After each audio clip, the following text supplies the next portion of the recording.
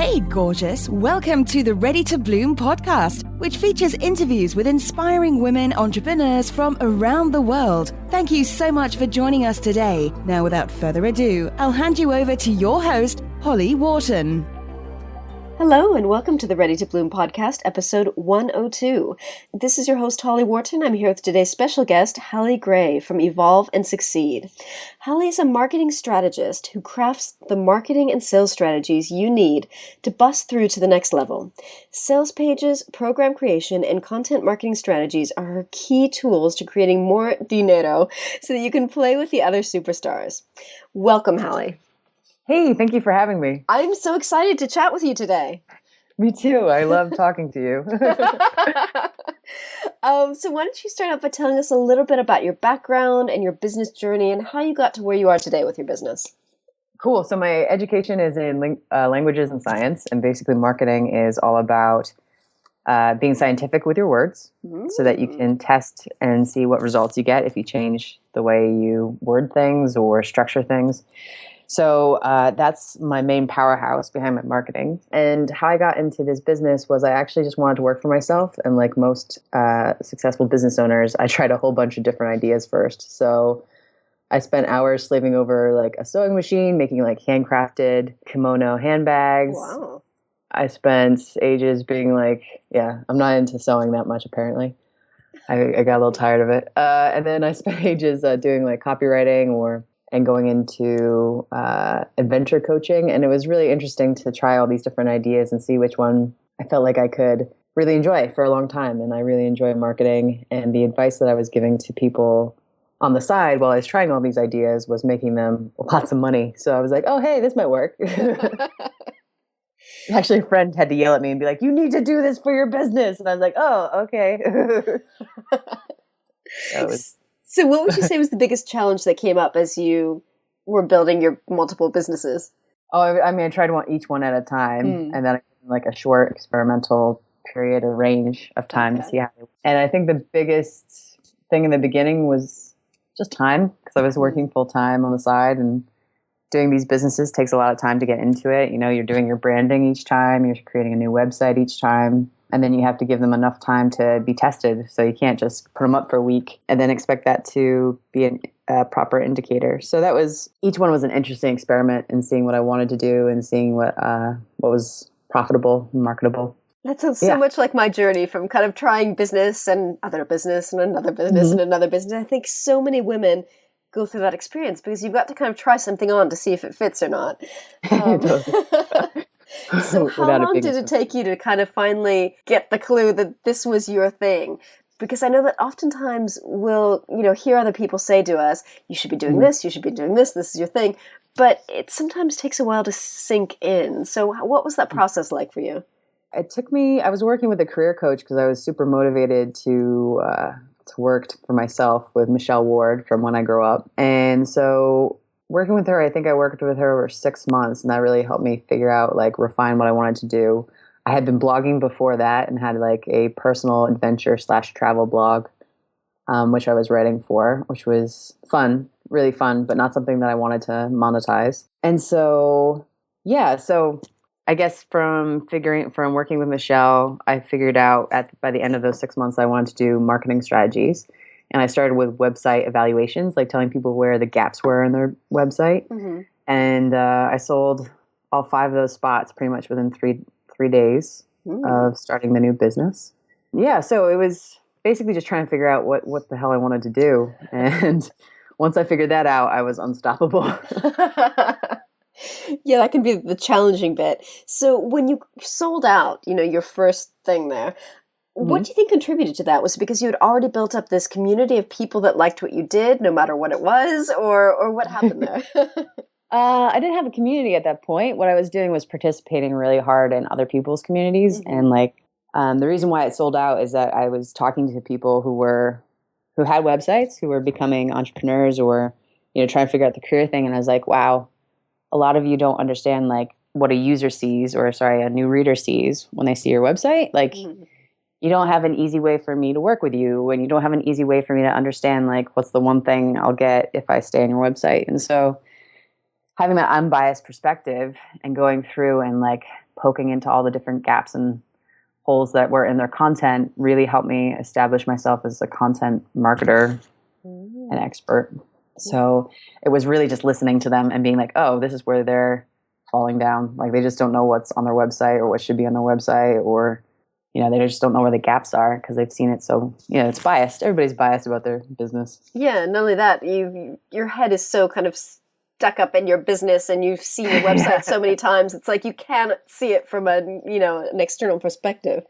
Totally. And you just want to put all the things on all the pages. So it can be quite hard for someone to be like, why is this important?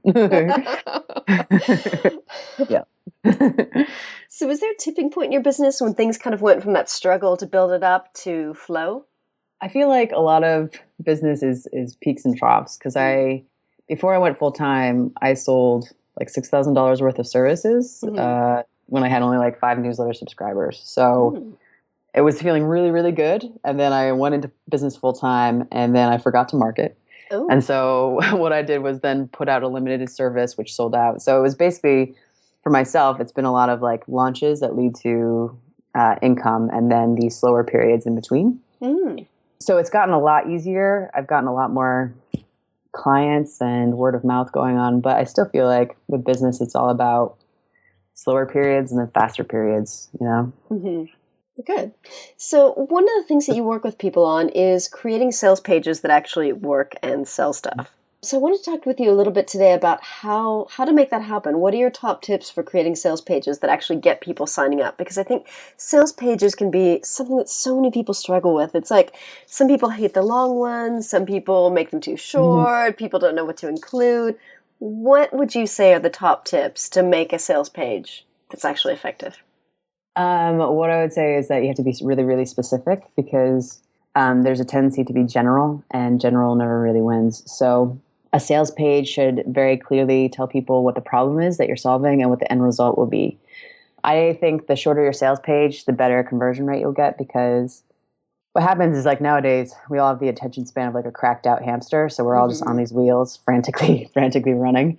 And so we don't really have the time to and sales pages aren't meant to be really lingered over. They're meant to be scanned. So you really do want to have like bullet points and easy to absorb information and be very clear in the beginning, like what people are going to solve and what they're going to get at the end. So I'm all about really clear, really specific sales pages that help people understand transparently like what they're getting. And then the other thing is value. So if people aren't buying, it's probably because they just don't see the value of your service. And that's usually because you haven't explained clearly what the benefits are going to be, like how their life is actually going to change. And stay away from feelings. If you have to tell people how to feel, it actually negates any feelings. Because if you tell people they should feel happy, they don't feel happy. They just feel like you're telling them what to do. But if you tell people like you're going to be prancing around on a white horse on a beach wearing one of those weird flimsy swimsuit things, everybody has an emotional response to that, be it happy or not. Okay, so it's all about painting the picture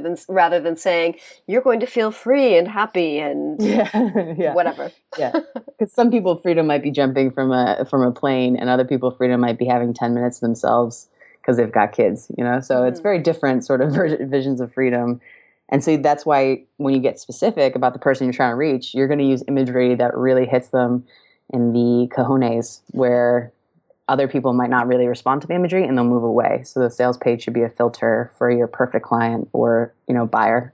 Okay. All right. So if we're getting super specific on this image of what these people are going to be experiencing, as you said, that's going to drive some people away. How do you recommend that people get clear on how to paint that picture, seeing as how it is such a specific thing?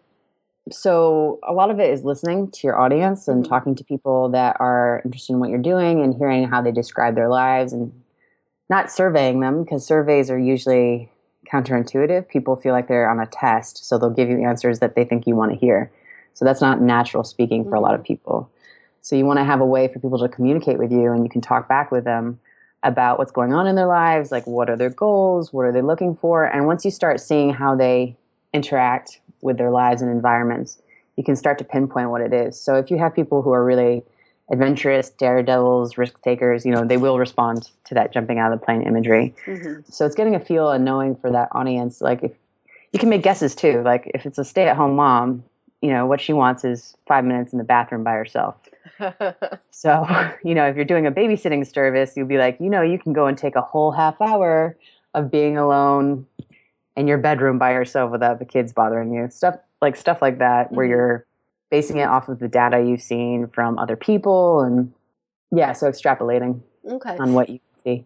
All right. So if people aren't going to use surveys to get this information, where do you recommend that people get it? Is it through observing people in online groups like Facebook groups, or?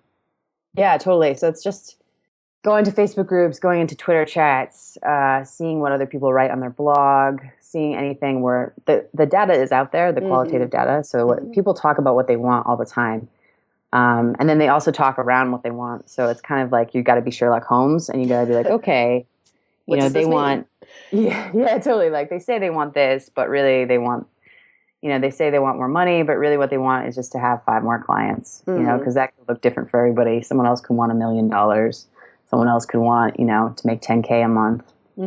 So what that means is different for everyone. Yeah. I think also client questionnaires can be a really, really just great source of data, because I send all of my clients a questionnaire before we get started and then before each consecutive session. And I just find so much great information in there as far as, what it is that they really, really want. Yeah, totally. I think client questionnaires are more likely to be very open because they want to give you all their information because they want it to succeed, and they're not trying to like impress you, or they're not guarded.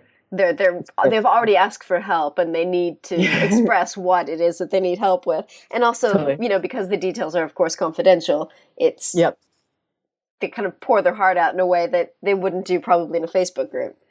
Totally. Yeah. It's way better for using like that, not that information, but using the way they word things. Yes, exactly. And picking out keywords and trying to see like similarities amongst people. Yeah, definitely. And I think that's important for a lot of. Yeah, I agree. That's a good point. I trapped in my own data head there for a second.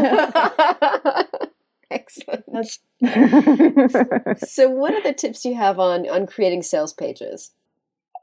Testimonials have to be really short. People go way too long with testimonials. The testimonials should be backing up everything that's on your sales page. So if you're selling getting booked out, you need to have testimonials under or in your sales page, basically 2-liners tops, just telling people, having clients there who said like, I've gotten booked out.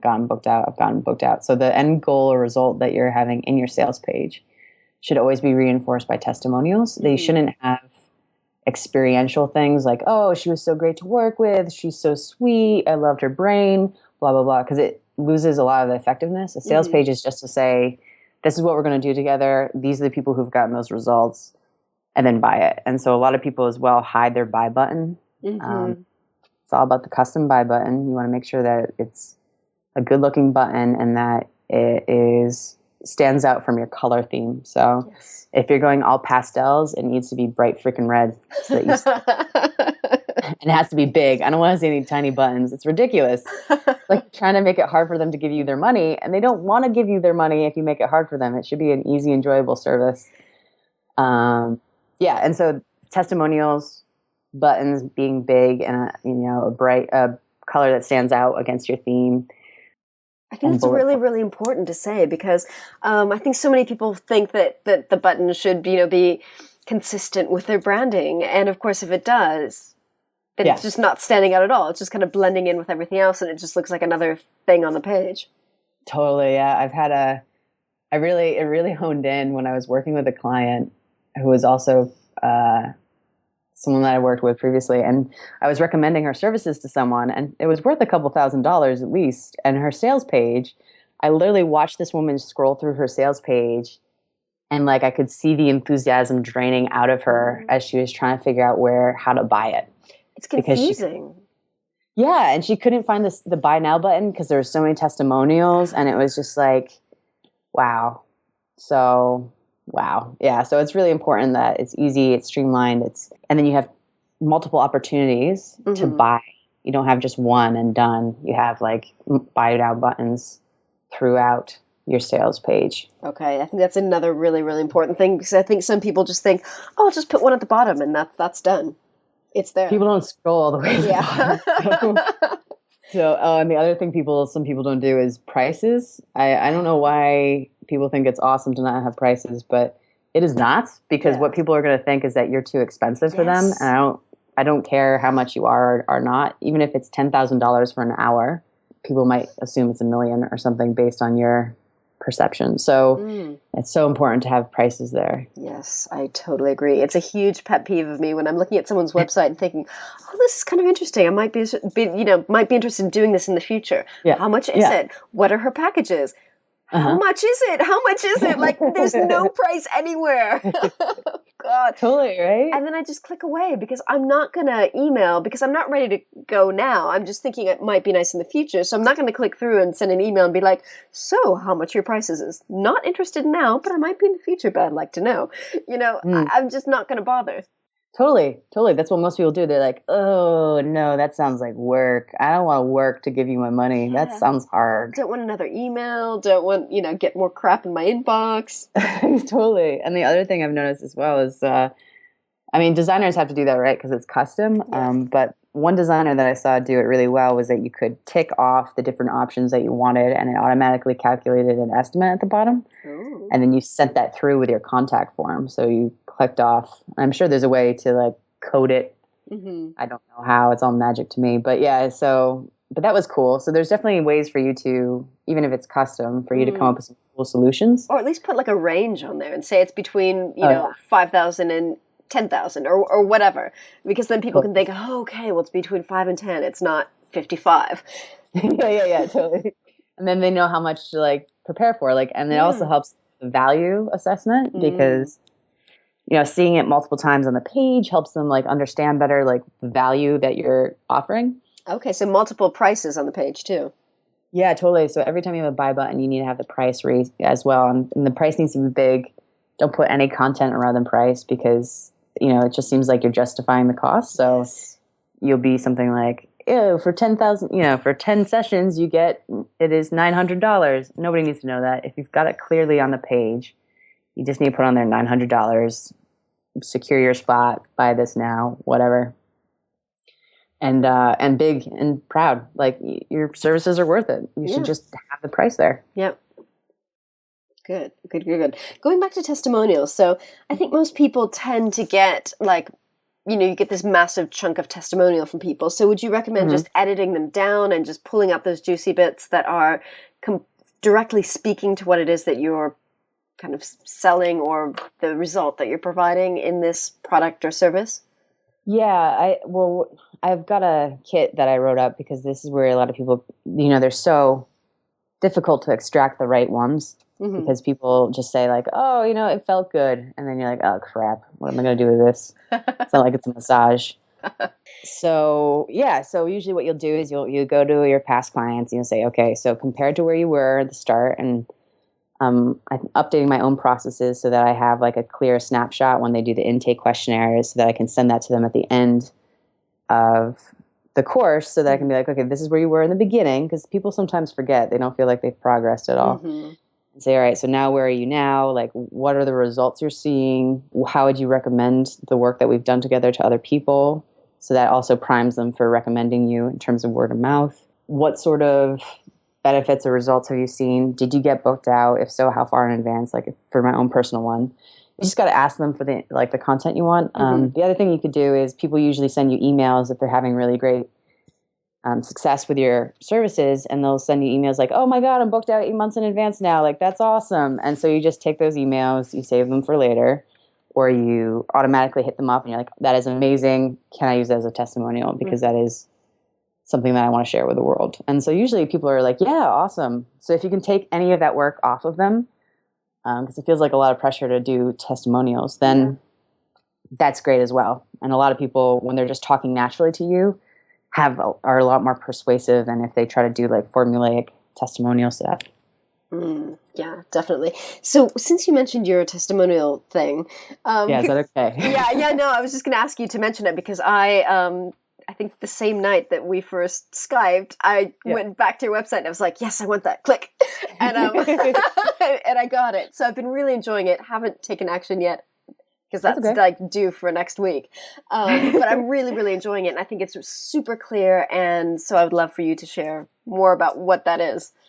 Okay. I basically was getting asked all the time about how to write testimonials. And I was like, okay. So I sat down and put all of these like scripts and stuff together so that people could really, it's called the perfect set of testes because I'm a little bit salty that way. And, and it's about basically like, even if you have testimonials already, really just refining it down to the good stuff, because I've seen a lot of high-end coaches get this wrong, where they have massive, massive testimonials. They put them on their sales page. They don't order them correctly, because content really is about the order that you put your words in and the words that you choose. So that's what content marketing is. It's basically saying, okay, how can we get the best results? How can we get people to do what we want them to do if they're the right fit with these words? And so it's like an experiment each time. So yeah, I really loved writing it. It was fun. So it was sat down for a day and I just poured out all my expertise into it. And I was like, all right, let's do this. So it's basically like you want to make sure you're always holding on to and documenting all like that natural word of mouth. So like on Twitter, on Facebook, in emails, and then storing it into like your Evernote so that you can go back to it later and either make yourself feel a little bit, pump yourself up a bit with some natural, happy hits, or turn them into testimonials that you can use to promote like your upcoming launch. Because if you just add in testimonials from clients into Twitter, a lot of the clients that I have, like that's a very simple action. And by adding testimonials to clients, tagging them in so that they can retweet it, it's a very simple way to get new clients in. And I get a lot of clients from Twitter, and it's just by having those testimonials going out, short, pithy. And that's why they have to be short, because if they need to be Twitter short. Yeah. If you can't promote yourself on Twitter, then you just can't promote yourself in general. I mean, it's got to be short. Got to be short. Yep. Short attention span. Yeah. Yeah, that might be my problem as well. So can you tell us a little bit more about the other options that women have for working with you? So you've got a couple of other things. You've got the sales page program, and you've got one-to-one work. Tell us a little bit about how people can work with you. Okay. Currently I'm promoting the League of Business Badasses, which opens up every late January and May for intake. It's a 6-month program. It's got 2 levels. One, getting booked out. So making sure all your website doesn't have any gaps, making sure your content is really strong so that readers turn into buyers or subscribers, and then getting booked out in advance. And then there's a second level, which is the lead level, which is about creating passive income funnels, and which are not passive, they're hard work. And then becoming a leader in your industry. So developing your own methodology on your work and getting higher levels of publicity. So you're building your following up so that passive income is actually builds and becomes more significant. Ooh, okay. That sounds good. Yeah, it's good. It's really fun. It's exciting. But I do have 1 month, continual 3-month package, which is called Exponential Success, which is about custom marketing strategies and sales strategies. I also have an Evolve Your Launch, which includes like a sales page review and making sure that your launch goes as well as it can. And then I have a strategy session. But for freebies, I have a Marketing Mind guest appearance. So basically, if you have a mastermind, I'll totally come in for free for an hour, and I'll talk to you and your friends about your businesses, and I'll answer your questions. And it's Q&A. No pitching, just helping you out for an hour, you and your friends out for an hour. That is such a fantastic idea. And when I saw that on your website the other day, I thought, why don't more people do that? Like, that's pretty damn awesome. Like, that's such a fantastic idea. Where did you get that idea from? I love it. It's a marketing idea. I mean, really, I was just like, I love working with masterminds. I love because the League of Business Badasses is technically a mastermind. It's got 1-to-1 in there. But I was like, you know what? It'd be awesome just to help out as many people as possible. I don't do free calls in terms of like 1-to-1 30-minute calls. So I was like, this will be great. This will be really, really awesome to meet awesome people, because awesome people hang out with other awesome people. And just help them out as much as possible in an hour. And it's the ones I've done so far have been fabulous. They've been so much fun, and the people have been amazing. So cool. Love it. All right. So anyone out here who's listening to this, if you've got a mastermind, definitely check this out because it sounds like an amazing option. It is my favorite. And it's very unique. Yeah, thanks. So, Halley, do you have any women business mentors? Are there any women entrepreneurs who inspire you? Yeah, there are so many amazing women out there and up and coming, peers, people who have been doing it longer than me. People who I guess come off the top of my head in terms of people who have been doing it for a while now are like Alana Burke of Makeness Media, Rebecca Tracy, of course, Tiffany Hahn, and Michelle Ward. People who I really love as well are like Marie Poulin, who else? Jamie Jensen. And in terms of like up and coming, I feel like up and coming might be a bit pretentious to call them that, but there are so many amazing people who are working like with business. What happens, I noticed, is that, you all start in like a massive group. And then as time goes on, everyone starts to wear off more and more, right? You start losing more and more people as time progresses, which is a shame because there's so many brilliant people. But really, when you're running your own business, it's like 80% business. You have to become a business owner 80% of the time, and 20% of the time you do passionate stuff. Yeah. So sorry, I think that was a tangent. What else do I love? There's so many people that I love. In my Facebook group, I've got a whole community of people that I adore. And that's probably why my head's going blank right now. That's fine. That's fine. You've given us some great names so people can check them out and see what they're up to. I totally recommend. Excellent. So where can people find you online and check you out? evolveandsucceed.com. I love me some Twitter chats, which I'm hosting every Wednesday USA time at 8 p.m. EDT. It's Evolve You Chat. My website, evolveandsucceed.com. And my Facebook group, which is Evolve's Internet Domination Club. So it's all on the website. You'll see it there. It's fun times. Excellent. So I'll include some links to all that in the show notes, of course. And thank you so much for joining us today. It was so great to talk to you about sales pages. Thank you so much for having me. I really appreciate it. Thank you. And thank you for listening. And remember to visit readytobloom.com/102 for the show notes on this episode. Thank you. Thanks so much for listening to the Ready to Bloom podcast with your host, Holly Wharton. You can find more information about today's guests, including links for topics that were discussed at readytobloom.com. That's bloom.com. And if you enjoyed this episode, please remember to head over to iTunes and leave us a quick review of this podcast. Thank you so much.